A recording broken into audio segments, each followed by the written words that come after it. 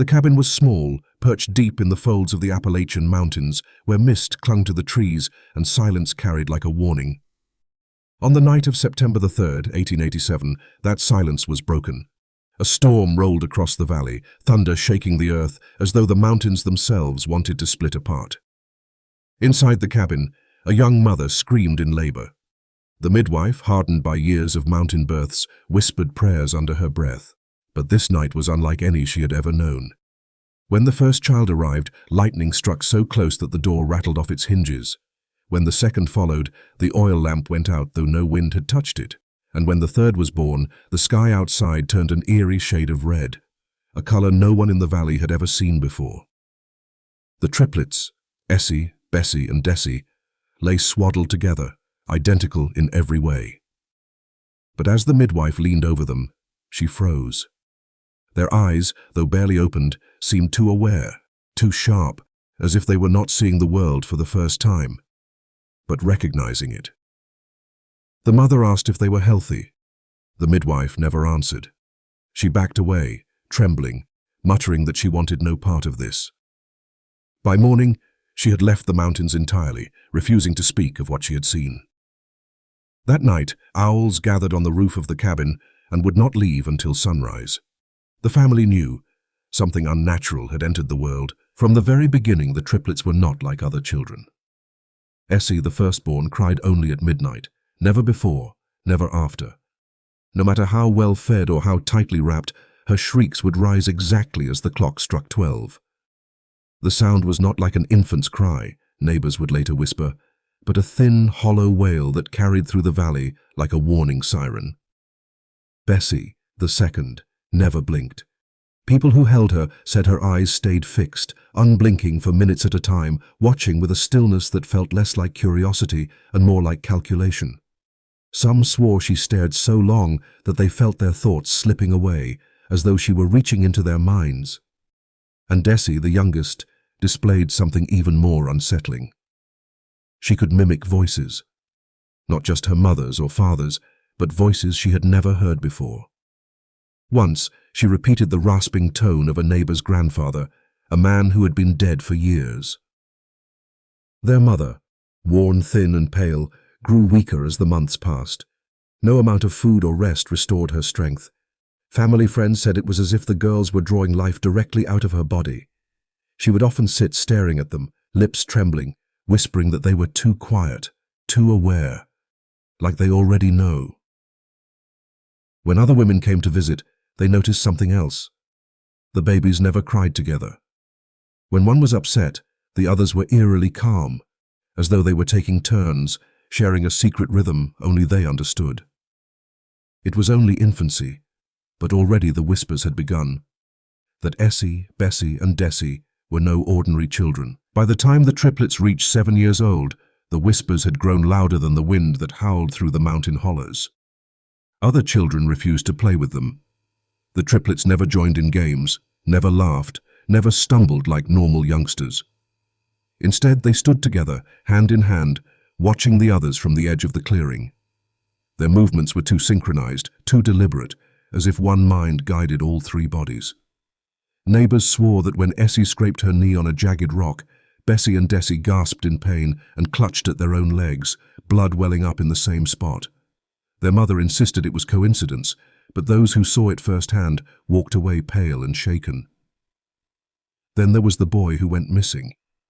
His name was Caleb, 10 years old, the son of a farmer who lived down the ridge. He had last been seen playing near the creek with the triplets. When the search party combed the woods, they found nothing but his small shoe resting neatly on a moss-covered stone, as if it had been placed there deliberately. When questioned, the sisters answered in eerie unison, "He went home." But Caleb never returned. From that day on, parents pulled their children close whenever the triplets passed by. The girls grew up isolated, feared and avoided, but it didn't seem to bother them. If anything, they seemed to thrive in their solitude, whispering among themselves in some secret tongue, their eyes always darting toward the woods, as if the forest itself was listening. By now, the people of the valley no longer saw them as children at all. They were something else, something the mountains had given birth to, and refused to take back. By the time the sisters turned 12, the valley began to rot in quiet ways. It started with sheep, found in the fields at dawn, their hides stripped clean, though no predator's tracks marked the soil. Then it was the cattle, strong, healthy animals discovered standing upright, eyes wide open, but their bodies drained of life as though some invisible hand had hollowed them out. Farmers sharpened their rifles and set traps, blaming wolves or thieves. But each time a fresh carcass was found, someone had seen the triplets nearby, watching from the tree line, pale and silent. Their presence became a bad omen. If the girls lingered near a barn, the family's animals would be dead by morning. One night a farmer followed them. He claimed he saw the three of them crouched around a still living calf, their hands pressed against its body, whispering in a low, humming tone. When he shouted, they scattered into the woods, moving faster than any child should have been able to run. The calf died before dawn. What frightened the valley most was not just the deaths, but the patterns. The animals were always found with strange shapes carved into the dirt nearby, symbols no one recognized. Circles, crosses, and winding lines that seemed to twist like vines. Some swore they glowed faintly in the moonlight, though no one stayed long enough to be sure. People stopped letting their children wander. Doors were barred earlier, but no one dared confront the triplets directly. Fear of them was stronger than anger. And in the Appalachians, silence can often mean survival. The sisters grew, untouched by blame, while the valley's livestock rotted away like offerings left to something unseen. The summer of 1900 brought storms heavier than the valley had seen in years. Black clouds rolled across the ridges, lightning struck trees to splinters, and rain swallowed entire roads. But the worst was not the weather. It was what the sisters were seen doing beneath it. On one such night, when thunder cracked loud enough to shake dishes from cupboards, a farmer claimed he saw the triplets by the riverbank. They stood barefoot in the mud, their dresses plastered to their skin by the rain, their hands clasped together in a perfect circle. Their mouths moved in unison, but what came out was not any prayer or hymn. It was a low, guttural chant that rose and fell with the storm, as though they were speaking to the lightning itself. Others heard it too. From their cabins, families swore the sound of three voices carried above the roar of the water, echoing through the holler in a language no one could place. Some described it as words, others as something more like the wail of animals before slaughter. When the storm finally broke, the valley woke to a new horror. Half the crops had withered overnight. Entire fields of corn had turned black, leaves shriveled as though scorched by fire, though no flames had touched them. The ground itself smelled burned, but no ash remained. The townsfolk muttered that the sisters had called it down, that the storm had bent to their will. A preacher tried to assure the people it was coincidence, a test from God.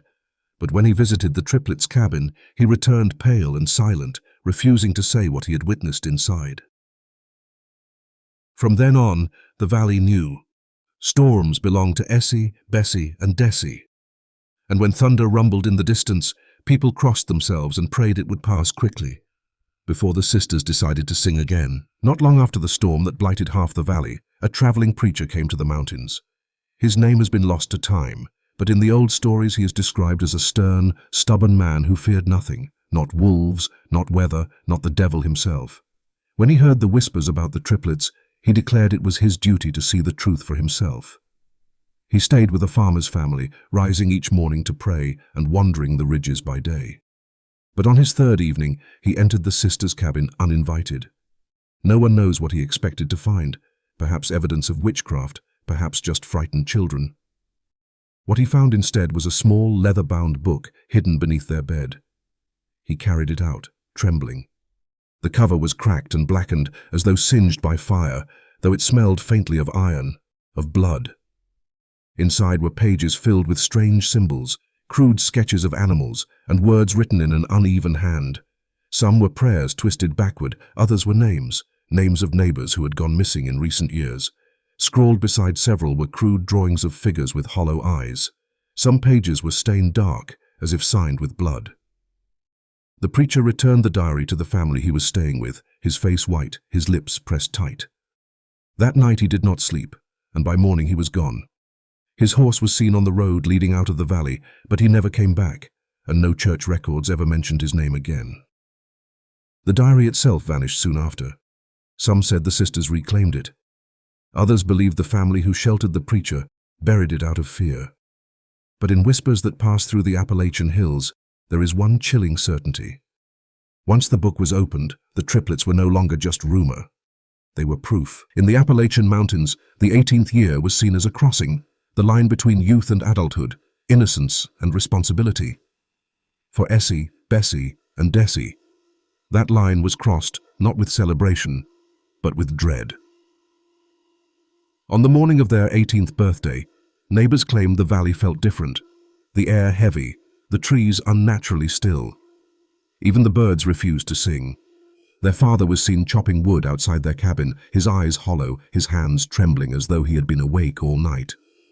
Their mother no longer came outside at all. That evening, just as the sun was sinking behind the ridge, 3 strangers appeared in town. Travelers, a pair of young men and a woman, passing through on their way west.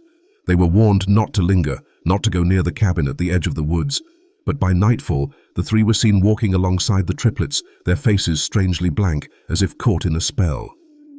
They vanished into the trees together. No one dared follow. By morning, the strangers were gone. Not a trace of them, not even the prints of their boots in the mud. The only sign was a fire burning low on the sisters' hearth and a faint metallic scent drifting downwind, sharp and unmistakable. The smell of blood. From that day forward, the triplets were different. Their skin seemed untouched by sun, their hair darker, their eyes sharper. People swore they looked younger, fresher, more alive, as if they had stolen the very youth of those who disappeared. Some whispered it was their pact, a ritual on their 18th year, a sacrifice to whatever force had marked them since birth. Others said the sisters had simply chosen to become what they were always meant to be. Either way, the valley knew. The triplets had crossed into something far beyond human. It happened without warning. One night, a glow lit the ridge above the valley. Not lightning, not lantern light, but the furious orange blaze of fire. The sisters' cabin was burning. Flames tore through the wood as if it had been soaked in oil, and by the time the neighbors arrived, the house was nothing but collapsing beams and choking smoke. The valley held its breath. At last, the evil was gone, people thought. But as the ashes cooled, relief turned to unease. The searchers sifted through every blackened board, every pile of smoldering stone. There were no bodies, no bones, not even scraps of clothing. It was as if Essie, Bessie, and Dessie had simply stepped out of the fire and vanished into the night. Some claimed they saw figures fleeing into the trees, 3 shadows moving in perfect unison. Others insisted the sisters never left the flames at all, that the fire had consumed them, body and soul, leaving only their curse behind. But the most unsettling detail was this. Among the ashes, someone found marks etched into the dirt. Not random scratches, but deliberate symbols, carved deep as though by fingernails. Circles within circles, lines bending into crooked spirals, shapes that hurt the eyes to look at. The fire had not destroyed these markings, it had revealed them. The townsfolk wanted to believe the sisters were dead. They stopped speaking their names, stopped telling their children the truth of what they had seen. But silence is not the same as safety. For in the deep of night, when the wind moved through the holler just right, some swore they still heard faint, synchronized whispers in the dark.